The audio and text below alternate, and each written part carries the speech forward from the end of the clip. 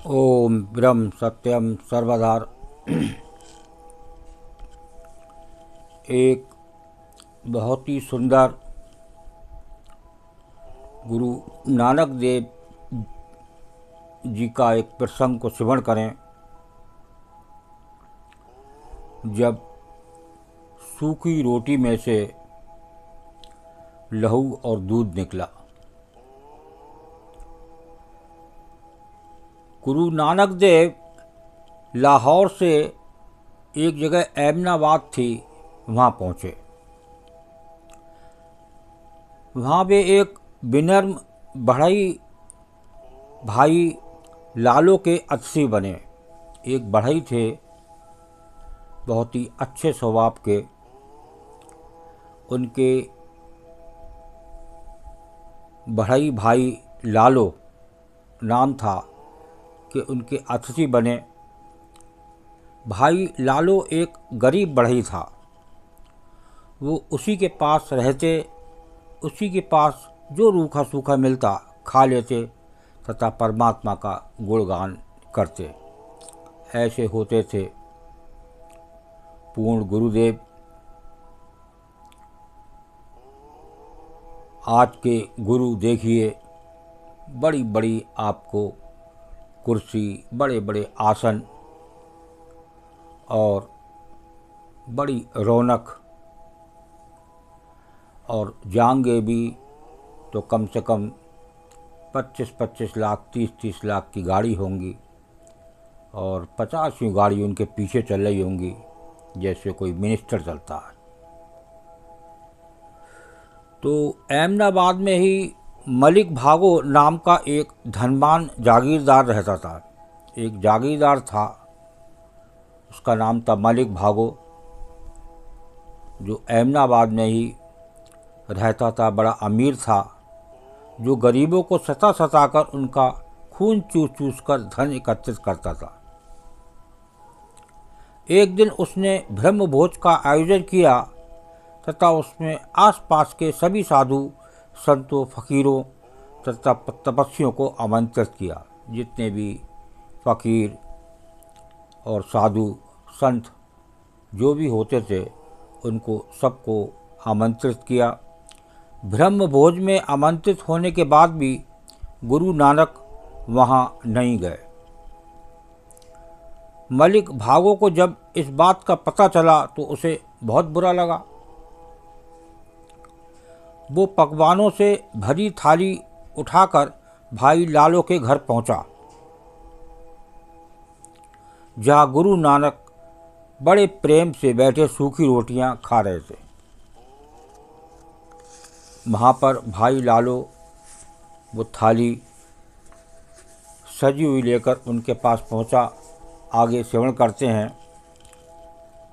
जैसे साधु हो, वो आते ही बोला, आमंत्रित करने के बाद भी ब्रह्म भोज में नहीं आए, वहाँ के पकवानों को छोड़कर इस नीच बढ़ई की सूखी रोटियां खा रहे हो। छोड़ो इन सूखी रोटियों को और ये पकवान खाओ। तो गुरु नानक ने कोई जवाब देने की बजाय एक हाथ में मलिक भागो द्वारा लाया एक पकवान उठा लिया तथा दूसरे हाथ में भाई लालो की सूखी रोटी। एक हाथ में गुरु नानक देव जी ने सूखी रोटी ले ली और एक हाथ में उस धनवान मलिक भागो का एक पकवान उठाया तथा दूसरे हाथ में भाई लालो का सूखी रोटी। उसके बाद उन्होंने दोनों चीज़ों को कसकर निचोड़ना शुरू कर दिया। न जाने कितने ही लोगों ने देखा मलिक भागो के पकवान में से लहू तथा भाई लालो की सूखी रोटी में से दूध निकला। एक सूखी रोटी में से दूध निकला और एक मलिक भागो की जो पकवान थे उसमें से लहू। मलिक भागो ये दृश्य देखकर सन्न रह गया। उसने हैरत भरी निगाहों से गुरु नानक की ओर देखा। गुरु नानक बोले, मलिक भागो, तूने जिस ब्रह्म भोज का आयोजन किया है वो गरीबों का खून चूस चूस कर एकत्रित किए गए धन से किया है। मैं गरीबों का खून नहीं पी सकता था, इसलिए तेरे घर नहीं आया। भाई लालो की सूखी रोटी मैं इसलिए खा रहा हूँ क्योंकि इसमें प्रेम, परिश्रम व श्रद्धा का दूध बहता है। मलिक भागो गुरु साहब के चरणों में गिर पड़ा तथा उनसे क्षमा मांगी। उसने अपना सारा धन गरीबों में बांट दिया तथा गुरु नानक देव जी का शिष्य बन गया। देखिए, ये होता है एक जो कमाई, गंदी कमाई होती है, लोगों का, गरीबों का खून चूस चूस कर जो धन एकत्रित किया, तो कैसी कृपा हुई उस मलिक भागो पर कि वो सब धन उसने गरीबों में बांट दिया और वो गुरु नानक देव जी का शिष्य बन गया। तो ऐसे होते हैं हमारे पूर्ण गुरु देव, ये होती है उनकी सच्ची पहचान।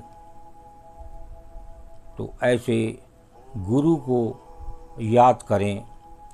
सतगुरु तो अंतर रमे, पल पल करें पुकार, तू आज्ञाकारी होए के घट का पाठ होगा।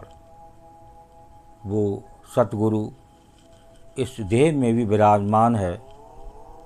तुझे सच्चा बनना है, मन को सच्चा बनाना है। वो गुरु कहीं दूर नहीं है, तेरे हृदय में विराजमान है। वो बार बार चेतावनी दे रहा है, तुझे बुला रहा है। तो उसकी सच्चे मन से याद कर, तो वो हर पल तेरे साथ हैं। ओम ब्रह्म सत्यम सर्वदा। दास का प्रसंग अच्छा लगा हो तो ज़रूर शेयर करें, ताकि शायद किसी ऐसे धनवान की आंखें खुल जाएं जो लोगों का खून चूस रहा है मिलावट कर करके। ओम ब्रह्म सत्यम सर्वदा।